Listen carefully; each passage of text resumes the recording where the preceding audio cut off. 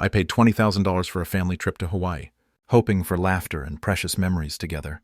But at the airport, my son coldly said, "I forgot to buy your ticket, just go home."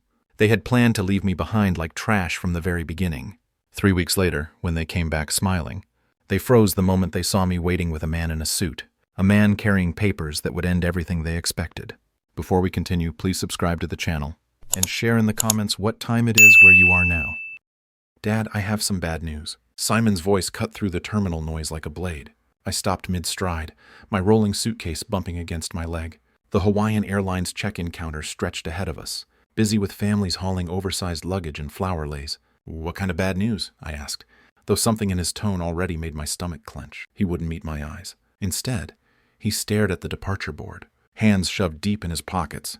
"I forgot to buy your ticket." The words hung in the air like smoke. Around us, travelers rushed past with boarding passes, clutched in their hands, their excited chatter about beaches and luau's, suddenly feeling like mockery. "You forgot?" My voice came out smaller than I intended. "Simon, we've been planning this vacation for 3 months." I know. He finally looked at me, but only briefly. There was just so much to coordinate, and with work being crazy, I gave you $20,000. The number felt heavy on my tongue. For all of us. The whole family. Right. And we're grateful, Dad. Really. Simon glanced at his watch, then toward the departure gates. But the thing is, the flight's almost ready for boarding. I was already moving toward the check-in counter, dragging my suitcase behind me. The wheels caught on something, jerking my shoulder, but I pressed forward. This was fixable. Had to be. "Excuse me," I called to the woman behind the counter. Her uniform was crisp blue, her smile professional. "I need to check what flights you have available to Honolulu today." She typed something into her computer. "Certainly, sir. What's the name on the reservation?" "Lee Willis." But apparently there might be an issue with my booking. More typing. A pause. Her smile faltered slightly. "I'm not seeing any reservation under that name, sir." "Are you sure it was booked with Hawaiian Airlines?" My chest tightened. "It has to be there. My family." I turned to look for Simon, but he'd moved several feet away, now pacing near the security checkpoint entrance. "Let me try a broader search," the agent offered. "What dates were you looking to travel?" "Today. Right now. My son and his family should already have their tickets." She nodded, fingers flying over the keyboard. The screen reflected in her glasses as she scrolled through options. "I do see a reservation for Simon Willis. Party of 4, departing at 4:15. But there's no Lee Willis on that booking." The terminal seemed to tilt slightly. "That's impossible. Check again." "I've checked twice, sir. Would you like me to see what's available on standby?" Hope flickered. "Yes, anything." "I'm sorry, but we're completely booked today. There's a convention in Honolulu." "And what about tomorrow?" "First class." "I'll pay whatever it costs." Simon appeared at my elbow, his hand closing around my arm. "Dad, we need to talk." I shook him off. "Not now, we're figuring this out." "No, we're not." His grip tightened, pulling me away from the counter. "This isn't going to work." The airline agent watched us with growing concern. Other passengers began to stare. A small child pointed at my suitcase, which had tipped over when Simon grabbed me. "What do you mean it's not going to work?" I steadied my luggage, my hands shaking slightly. "There has to be another airline, another flight." "Dad, listen to me." Simon's voice carried a sharp edge I'd never heard before. "The vacation is happening today, right now. My family is already through security, so we find another way to get me there." "No." The word was flat. Final. "We don't." The departure board flickered, updating flight times. Gate assignments shifted. The 4:15 Hawaiian flight now showed final boarding call in pulsing red letters. "Simon, you're scaring me. What's going on?" He checked his watch again, more aggressively this time. "What's going on is that you need to go home, Dad. We'll manage the vacation somehow." "Manage?" My voice cracked. "I paid for everything. The hotel, the car rental, the activities for the kids, and we appreciate that. But right now, standing here arguing isn't helping anyone."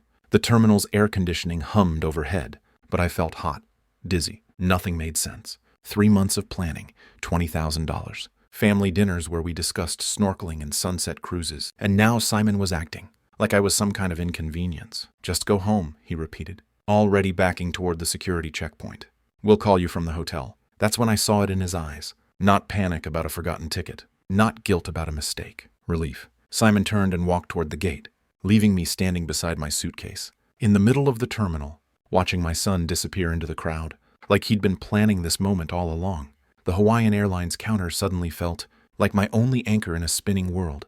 I approached the same agent, who recognized me immediately. "Sir, were you able to work things out with your family?" "Actually, I need you to check something for me." My voice sounded steadier than I felt.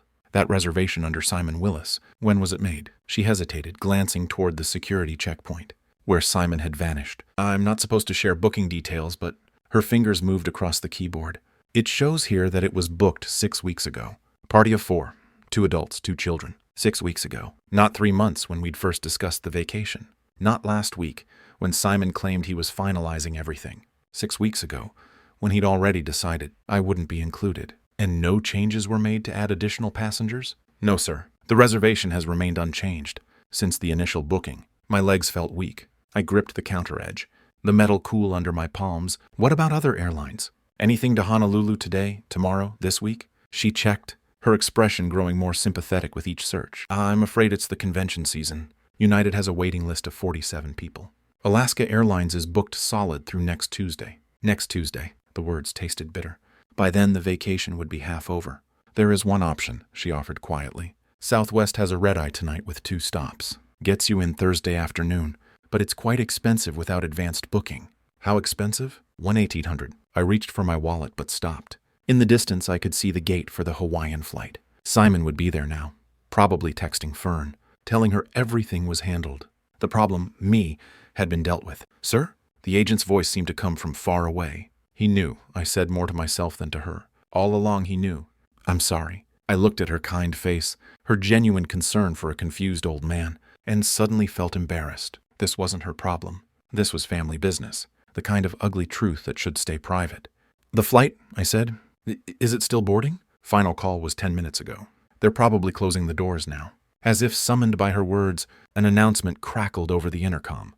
Hawaiian Airlines Flight 447 to Honolulu is now closed for boarding. All ticketed passengers should be on board. I turned toward the gate. Even from here, I could see the last few stragglers rushing down the corridor. Children in tow, carry-on bags bouncing behind them, families heading to paradise together. My phone buzzed. A text from Simon. Sorry, Dad, we'll call from hotel.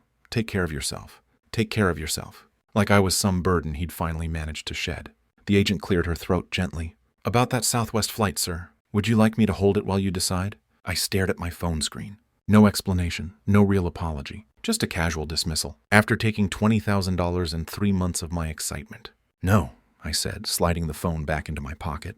No, I don't think so. Are you sure? I can hold it for 15 minutes. I'm sure. Because suddenly, standing in that terminal, with the smell of coffee and the sound of rolling luggage all around me, I realized something important. This wasn't about a forgotten ticket, or poor planning, or even Simon's selfishness. This was about who they thought I was, who they thought they could treat like a fool. The departure board updated again.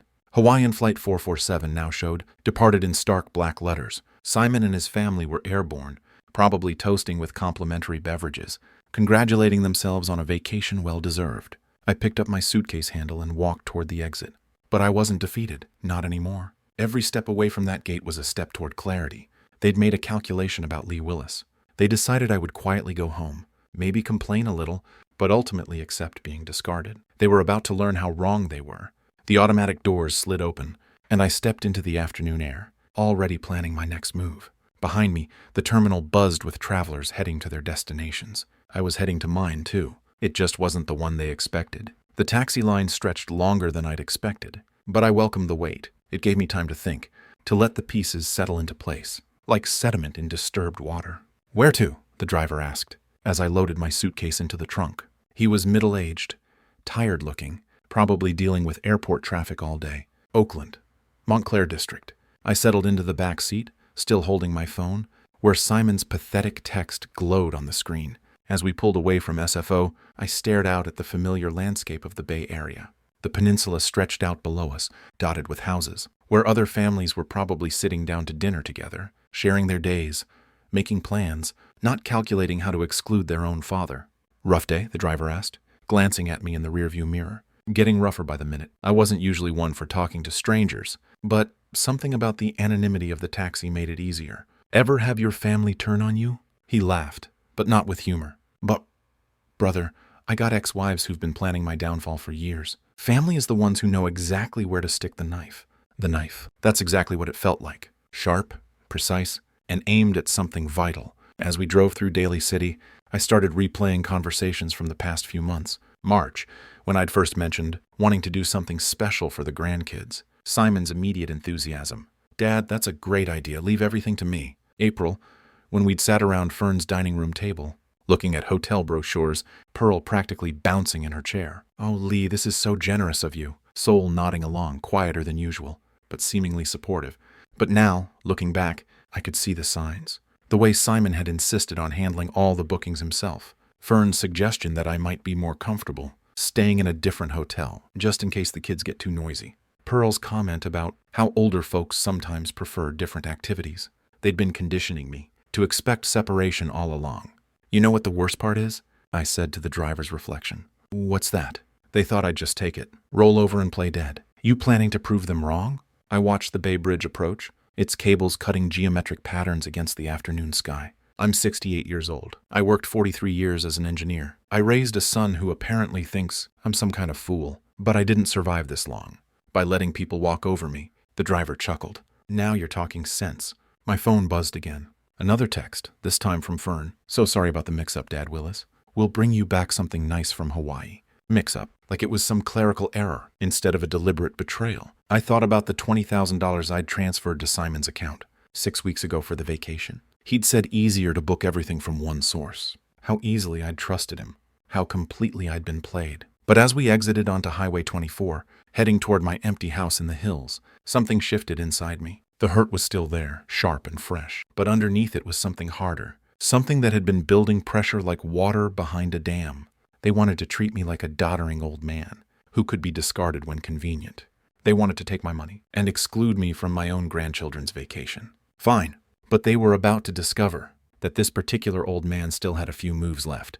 The taxi pulled into my driveway as the sun began to sink behind the Oakland hills. The house looked exactly as I'd left it 3 hours ago. Neat, quiet, ready for a week's absence. But I wasn't the same man who'd locked that front door with excitement and anticipation. That'll be $47.50, the driver said. I handed him $60. Keep the change, and thanks for the conversation. Whatever you're planning, he said with a grin. I hope they deserve it. As I watched his taillights disappear down the street, I pulled out my phone and scrolled to a number I hadn't called in months. Bruce Harland, my lawyer. If Simon wanted to play games with $20,000, we could play games. But first, I had some research to do. The key turned in my front door, with the same familiar click as always. But everything felt different now. I dragged my suitcase across the threshold, its wheels catching on the doormat I'd bought with Martha 20 years ago, home where I'd planned to be packing for Hawaii tonight. Instead of unpacking from nowhere, I changed into my comfortable cardigan and old cotton pants, the kind Simon always said made me look like an old professor. Tonight, that felt appropriate. I had studying to do. My office sat exactly as I'd left it this morning. Martha's oak desk positioned by the window, filing cabinets lined against the wall like soldiers at attention. Everything organized, everything in its place, unlike my family. The vacation folder sat in the second drawer, labeled Hawaii 2025 in my careful handwriting. I pulled it out and spread the contents across the desk's leather surface. 23 documents, each one representing another piece of my trust that had been systematically betrayed. Travel agency invoice, $20,000 transferred to Simon's account 6 weeks ago. Hotel confirmation, Grand Way, Ocean View Suites, 7 guests, 10 nights. I counted the names. Simon, Fern, Pearl, Saul, Mia, Ethan, and Martha Willis. Martha, my wife, who'd been dead for 3 years. They'd actually put Martha's name down instead of mine. The reservation my money paid for didn't even include me. My hand shook as I reached for the hotel brochure. Beautiful sunset photos, families playing in crystal clear water, generations gathering around dinner tables. Everything we'd talked about during those family planning sessions. Dad, you'll love the Ocean View suite, Simon had said. The kids will have such amazing memories, Fern had added. All lies. I picked up the phone, not my cell phone, but the old landline Martha insisted we keep. Something about this moment required the weight of real connection, not wireless convenience. Directory assistants connected me to Grand Way Resort. Reservations, this is Co. How may I help you? Her voice carried that practiced Hawaiian warmth, the kind they train hospitality workers to perfect. I need to cancel a reservation under the name Willis. Let me pull that up for you, Mr. Willis. Yes, I show a reservation for 7 guests, checking in tomorrow. Ocean View Suites for 10 nights. Are you sure you want to cancel? Our resort is beautiful this time of year. I'm completely sure. May I ask why? Perhaps I can offer alternatives. Different room types, partial stays. No alternatives. Cancel everything. A pause. I could hear her typing, probably trying to process why someone would cancel such an expensive booking. Mr. Willis, I have to inform you that canceling this close to arrival will result in significant penalties. The total cancellation fee would be $3,200. $3,200. Less than what I'd spend on gas money for a year. That's acceptable, sir. Are you certain? This is a very substantial reservation. Perhaps if you spoke with our guest services manager. Cancel it now, please. More typing. The sound of a printer. Official business being conducted. The cancellation is processed. You should receive confirmation via email within the hour. Is there anything else I can help you with today? Actually, yes. When someone arrives tomorrow expecting that reservation, what will you tell them? I would inform them that the reservation was canceled by the primary booking party at 6:47 p.m. Pacific Time on May 15th. Perfect. Simon would know exactly when I'd taken action, and more importantly, he'd know it was deliberate. Thank you, Co. You've been very helpful. I hung up and looked at the scattered papers on my desk. In the corner sat a framed photo of last Christmas. Simon, Fern, the kids, Pearl, and Saul all gathered around my tree, opening presents I'd bought, eating dinner I'd paid to cater, all of them smiling at the generous old fool. Well, the generous part was over. The morning light filtered through my bedroom curtains differently than it had in weeks. For the first time since we'd started planning this vacation, I'd slept deeply, dreamlessly, completely. No anxiety about packing. No excitement about seeing Pearl's face when she first glimpsed the ocean. No mental lists of activities the grandkids might enjoy. Just peace. I showered, dressed in fresh clothes, and made my way to the kitchen. The old percolator bubbled cheerfully on the counter, filling the house with the same coffee aroma that had greeted Martha and me for 43 years of marriage. My cell phone sat charging on the counter where I'd left it. The screen showed missed calls, but I ignored it while I poured my coffee and added cream. Some conversations required proper preparation. Finally, I picked up the device. 56 missed calls, all from the same Hawaii number. The call log told the story better than any novel. 11:47 p.m., Hawaii time, then 11:52, then 12:03 a.m. Every 15 minutes through the night. 4:30 a.m., same Kimin Sexgu. Simon had been awake all night between the calls, text messages. I scrolled through them, watching panic escalate in real time. Dad, call me back, urgent. Hotel says you canceled everything. Dad, this isn't funny, call now. Kids are crying. We have nowhere to go. Call me back. The timestamps painted a clear picture. The family had arrived at Grand Wa around 3 p.m. Hawaii time yesterday, 6 p.m. California time, just as I was hanging up with Co. They'd walked up to that beautiful resort desk, excited and tired from traveling, probably already planning their first sunset dinner, and discovered they had no rooms. I carried my coffee to the living room and settled into my favorite armchair by the window. Outside, my neighbor was walking his golden retriever, the same route they took every morning for 12 years. Normal Tuesday routine for everyone else. My phone buzzed with another incoming call. Hawaii number. I let it ring. The voicemail notification appeared moments later. I played it. Dad, I don't know what you think you're accomplishing, but you need to fix this right now. We spent the night in the hotel lobby. Pearl hasn't stopped crying. The kids don't understand what's happening. This is cruel and unnecessary and completely unlike you. Call me back and fix this mess. Cruel and unnecessary. Interesting choice of words from someone who'd left his father stranded at an airport. The coffee tasted perfect. Brazilian blend ground fresh yesterday morning, when I'd still believed in family vacations and children's laughter, and 3 generations making memories together. I set the cup on the side table and picked up my phone, scrolling to Simon's Hawaii number. My finger hovered over the green call button. 6 weeks of planning, $20,000 transferred without question, 3 months of excited conversations about snorkeling in Luaus, and teaching me at a body surf. All of it orchestrated to exclude me. Simon wanted to talk now. After 56 unanswered calls and messages that managed to blame everyone except himself. Perfect. I had things to say too. I pressed the call button. Simon answered before the first ring finished. Dad, finally. What the heck is going on? The hotel says you canceled our entire reservation. His voice came through so loud, I had to hold the phone away from my ear. In the background, I could hear other voices, Fern saying something about complete disaster, one of the kids crying. Well, hello, Simon. How's your vacation going? Don't play games with me. We have nowhere to stay. Do you understand what you've done? I reached for my notepad, the one Martha used to keep by the phone for taking messages. Some conversations needed documentation. Actually, I understand perfectly. Tell me, when you planned to leave me at the airport yesterday, where exactly did you expect me to spend my vacation? A pause. The background voices quieted.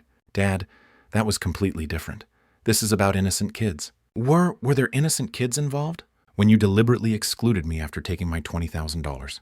That's not the same thing. I wrote down the time. 8:03 a.m. California, 5:03 a.m. Hawaii. Simon's voice carried the exhaustion. of someone who'd been awake all night in crisis mode.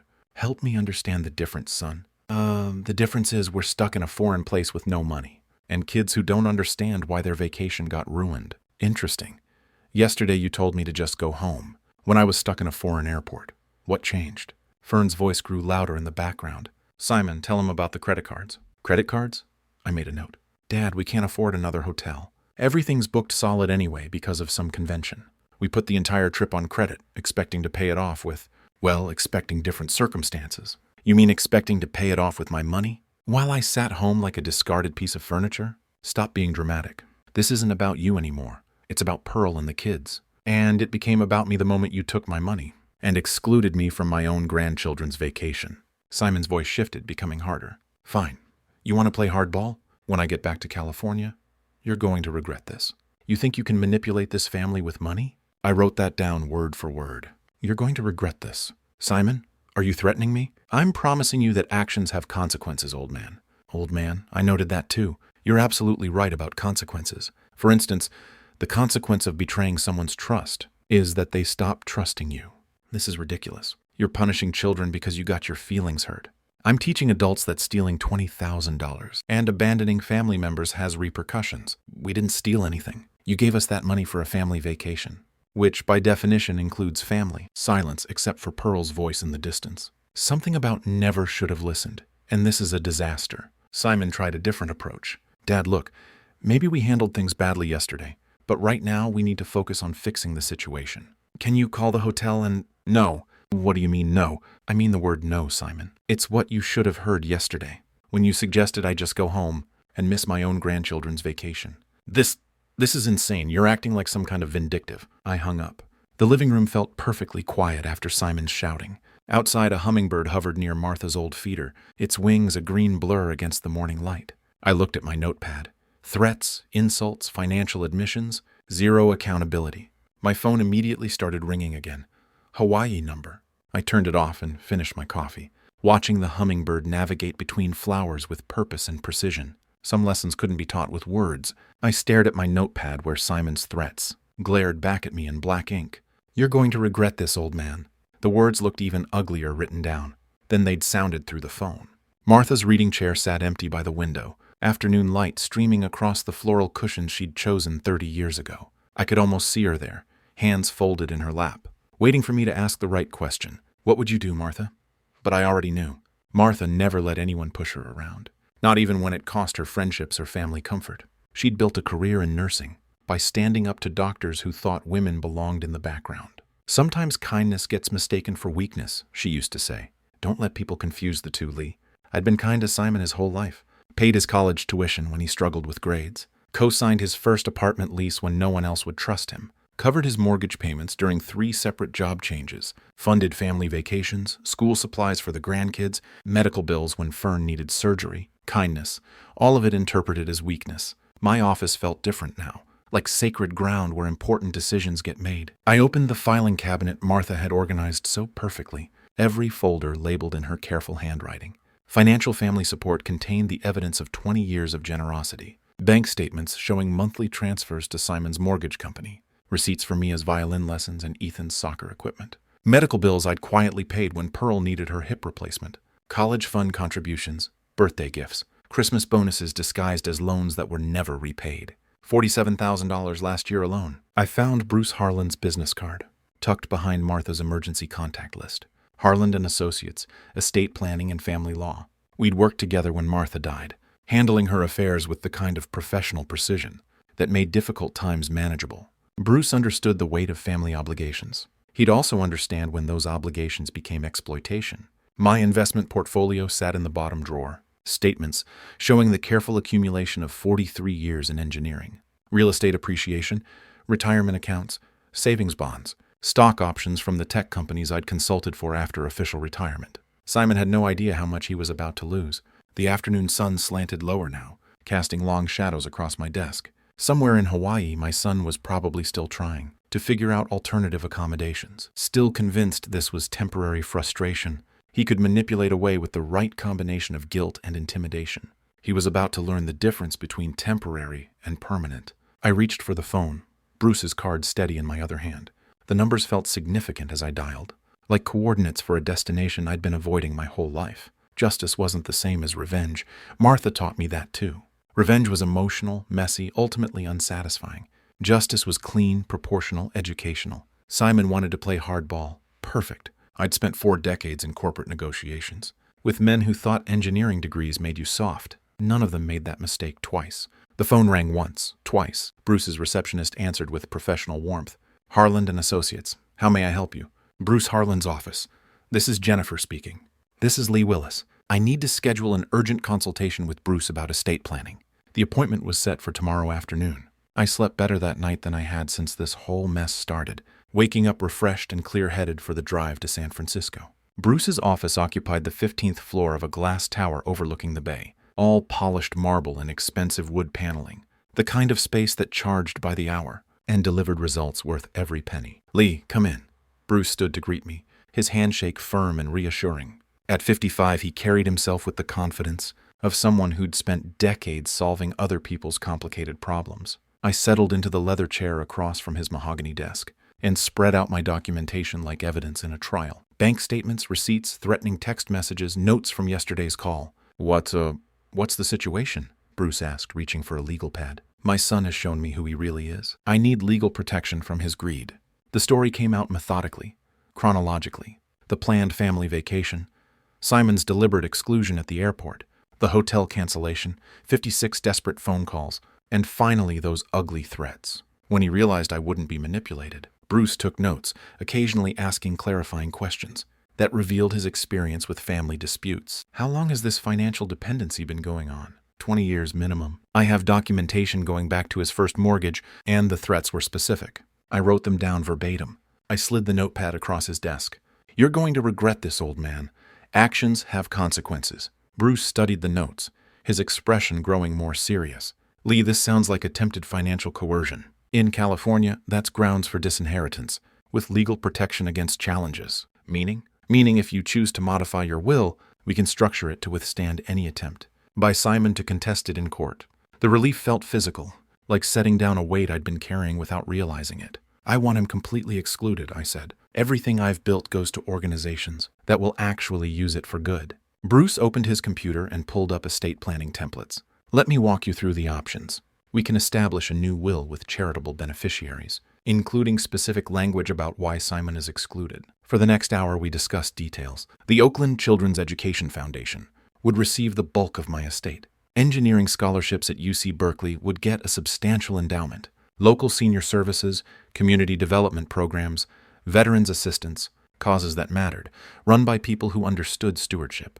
The documentation you've provided shows a clear pattern of financial exploitation, Bruce said, reviewing my bank statements. Combined with the threatening language, we have solid grounds for disinheritance. How long will this take? I can have documents ready for signature by next week.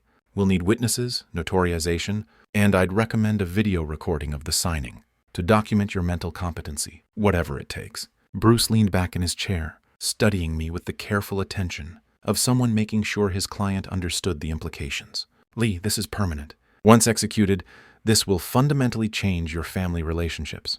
They changed first, I said. I'm just making it official. And you're certain about this? No second thoughts about the grandchildren? I thought about Mia and Ethan, their innocent faces during family dinners I'd funded, birthday parties I'd made possible. The children will be better served by scholarship programs than by inheriting money their father would control. Bruce nodded, apparently satisfied with my reasoning. Then let's proceed. I'll draft comprehensive documents excluding Simon entirely, while protecting your wishes from legal challenge. We shook hands as the meeting concluded, his grip conveying both professional competence and personal understanding. I'll call you when everything's ready for signature. Walking back through the marble lobby, I felt lighter than I had in years.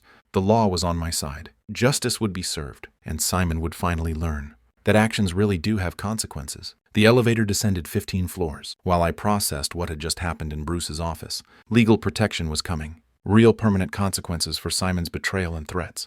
That week passed peacefully, filled with the kind of routine I'd neglected during months of vacation planning. Morning walks around my Oakland neighborhood, afternoon reading in Martha's chair, evening meals prepared without rushing, to accommodate family phone calls or visits. No more checking my phone constantly for updates from Simon about travel arrangements. No more wondering if Pearl would like the restaurant reservations I'd made, or whether Saul needed different activities for his arthritis. Just quiet, ordered days, while Bruce prepared the legal documents that would change everything. Friday afternoon, my phone rang. Bruce's office. "Lee, the documents are ready. Can you come in Monday for the signing?" "Absolutely. Just to confirm you're still committed to these changes?" "More than ever." Monday morning found me back in Bruce's downtown office. But this time, the conference room held additional people. His secretary, Mrs. Chen, and a paralegal named David sat at the polished table, with notary stamps and official forms arranged like surgical instruments. This is a formal will execution," Bruce explained, settling into his chair. "Everything needs to be witnessed and notarized to prevent future challenges." The new will lay open before me. 23 pages of legal language that translated my anger into permanent consequences. Page after page detailed the exclusion of Simon Willis from any inheritance, the establishment of charitable trusts, the designation of Bruce as executor, with full authority to distribute assets according to my wishes. "Let me read the key provisions aloud," Bruce said, his voice carrying the gravity of legal ceremony. The testator, Lee Willis, being of sound mind and clear judgment, hereby excludes his son, Simon Willis, from all inheritance due to demonstrated financial exploitation and threatening behavior toward the testator. The words felt powerful, final. Furthermore, the testator designates the following charitable organizations as primary beneficiaries. Bruce continued through the list we'd carefully constructed. The Oakland Children's Education Foundation would receive $400,000. UC Berkeley's Engineering Scholarship Fund would get $300,000. Senior Services, Veterans Assistance, Community Development, worthy causes run by grateful people, instead of entitled family members. Mrs. Chen adjusted her glasses. "Mr. Willis, do you understand these provisions completely?" "Yes." "And you're executing this will freely without coercion?" "Completely freely." David activated a video camera positioned on a tripod. "For the record, please state your name and today's date." "Lee Willis, May 25th, 2025. "And you're executing this will of your own free choice?" "I am." My signature felt steady on the official documents, each letter deliberate and final. Mrs. Chen and David signed as witnesses, their presence ensuring no future court could question the validity of my decisions. The notary seal pressed into the paper with satisfying authority, making everything official under California law. "The original will remain in our security vault," Bruce said, handing me sealed copies. "These are your personal records. I recommend keeping one copy accessible and another in a safety deposit box. When do you think they'll find out?" "That depends on when you choose to tell them." I tucked the envelope under my arm, feeling its weight like armor against future manipulation. "Their flight returns Thursday afternoon. They'll probably want to have some kind of family meeting about what happened." Bruce nodded knowingly. Family meetings after crisis tend to reveal everyone's true priorities. Outside his office building, San Francisco bustled with its usual energy. Business people hurrying to appointments, tourists consulting maps, street performers entertaining crowds, normal life continuing, while my personal world shifted on its axis. The drive home took me across the Bay Bridge, with Martha's favorite view of the city skyline spread out like a postcard. She would have approved of today's work. Clean, legal, proportional justice. Simon had made his choice at the airport when he decided I was disposable. Now he would live with the consequences. 2 weeks had passed since Bruce sealed the final documents in his vault. During that time, I'd maintained my peaceful routine, while mentally rehearsing this moment.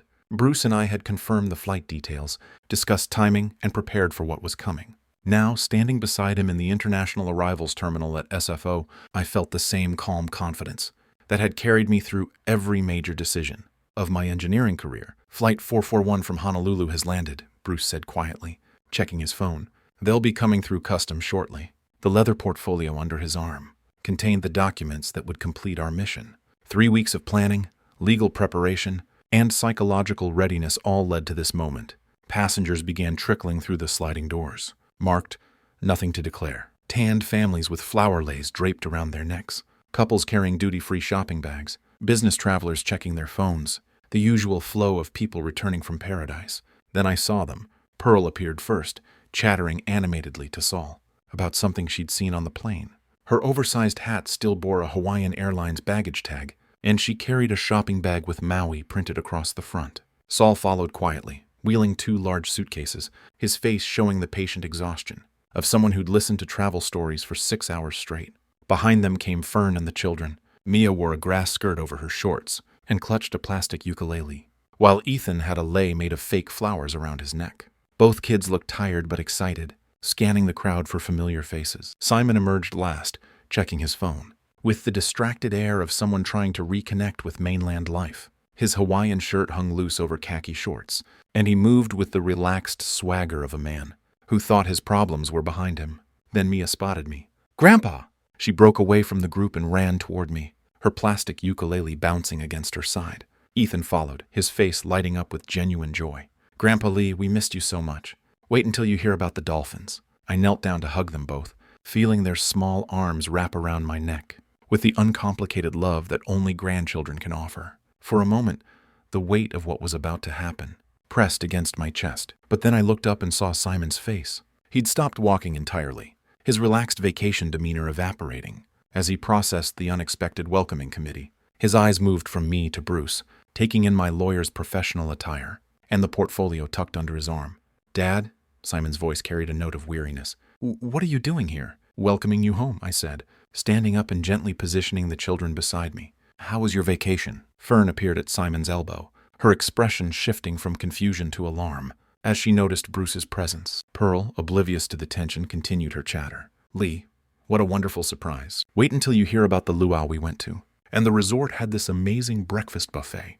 "And Pearl," Saul said quietly, his accountant's instincts picking up on undercurrents she'd missed. "Maybe we should." Bruce stepped forward, his movement precise and professional. "Mr. Simon Willis," his voice carried the formal tone of official business. Simon's face went pale beneath his vacation tan. Bruce extended the sealed manila envelope toward Simon, with the formal gravity of a court officer serving papers. "Mr. Simon Willis, this is a copy of your father's revised last will and testament, executed on May 25, 2025. Simon's hands trembled as he accepted the envelope. The airport noise, announcements, luggage wheels, conversations seemed to fade into background static as everyone's attention focused on the legal document. "What is this?" Fern whispered, reading the return address on the envelope. Simon broke the seal with jerky movements, his vacation relaxation completely evaporated. He unfolded the papers and began scanning the contents, his eyes moving rapidly across the legal text. I watched his face transform as comprehension dawned. First confusion, then disbelief, then something approaching horror as he reached the crucial passages about disinheritance. "This can't be real," he said, his voice barely above a whisper. Fern leaned over his shoulder, reading the same devastating words. Her face drained of all color as she processed the implications. "Lee," she said, trying to maintain a reasonable tone, "surely we can work this out. Think about the children. They're your grandchildren." "I did think about them," I replied calmly. "That's why I paid $20,000 for their Hawaiian vacation." Simon's head snapped up from the documents, his eyes blazing with the kind of desperate fury that comes from watching a life plan collapse in real time. "You can't do this to us. I'm your son."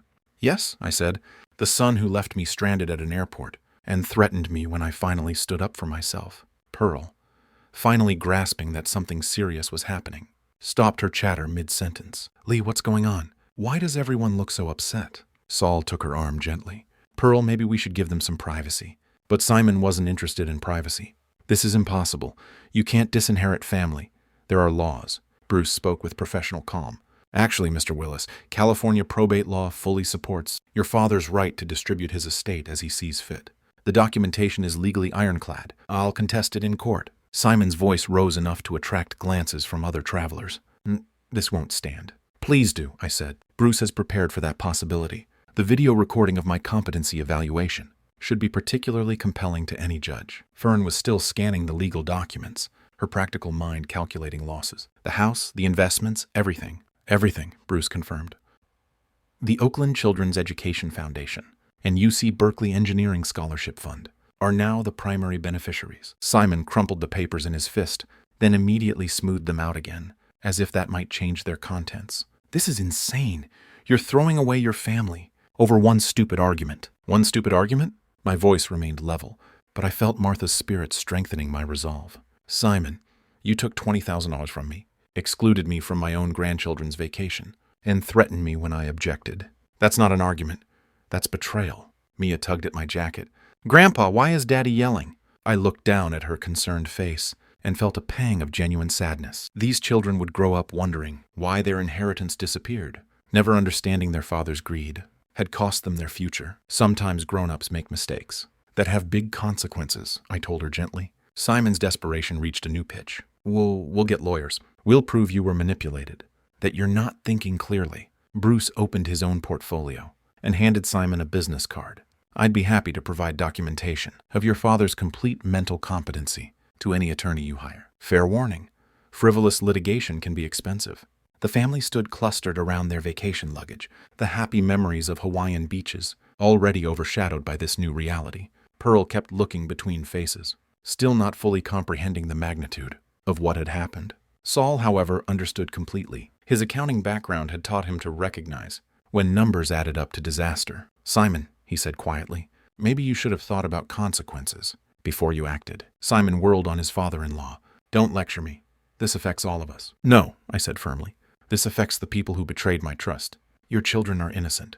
That's why I've established scholarship funds that will help children like them for generations. Bruce closed his portfolio with finality. Gentlemen, our business here is concluded. He turned toward the terminal exit, and I followed, leaving Simon's family to process their new reality. And amidst the cheerful chaos of returned travelers and vacation reunions, behind us, I could hear Simon's voice calling after us, still trying to negotiate, still unable to accept that some consequences are permanent.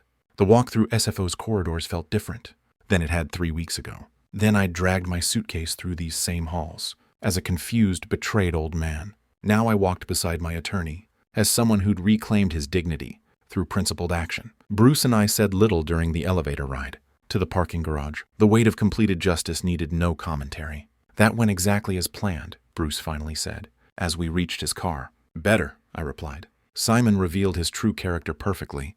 No judge would overturn a will after hearing those threats. The drive home took us across the Bay Bridge as evening settled over San Francisco. The city lights reflected off the water in patterns that Martha had always loved, and I felt her presence approving of the day's work. You know they'll try to contest it, Bruce said, as we navigated through Oakland traffic. Let them. Every lawyer they hire will tell them the same thing.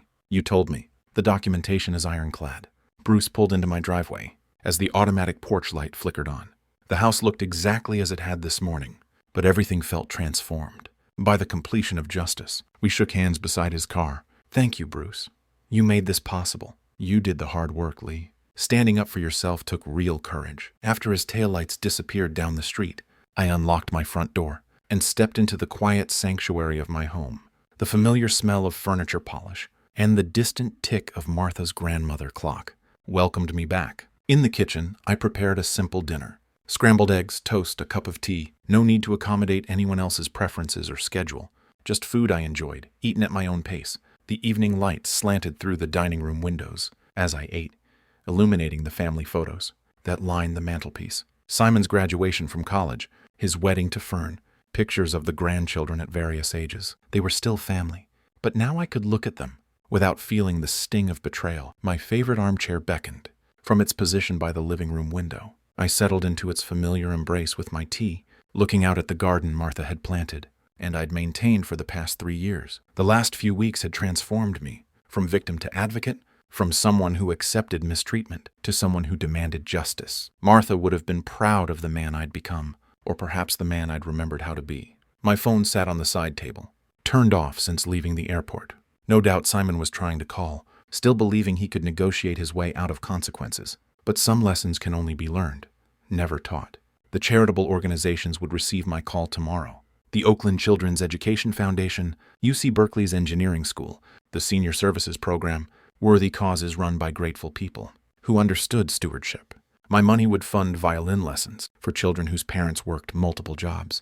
It would pay for engineering textbooks for students who couldn't afford them. It would provide meals and companionship for seniors forgotten by their families. Real good in the world. Instead of funding more vacations I'd be excluded from. The sun set behind Oakland's hills, painting my living room in shades of gold and amber. Somewhere across the bay, Simon's family was probably still processing the magnitude of their changed circumstances. Pearl would be confused, Saul quietly calculating, Fern planning damage control, and Simon would be learning that actions really do have consequences. I finished my tea as darkness settled over the neighborhood.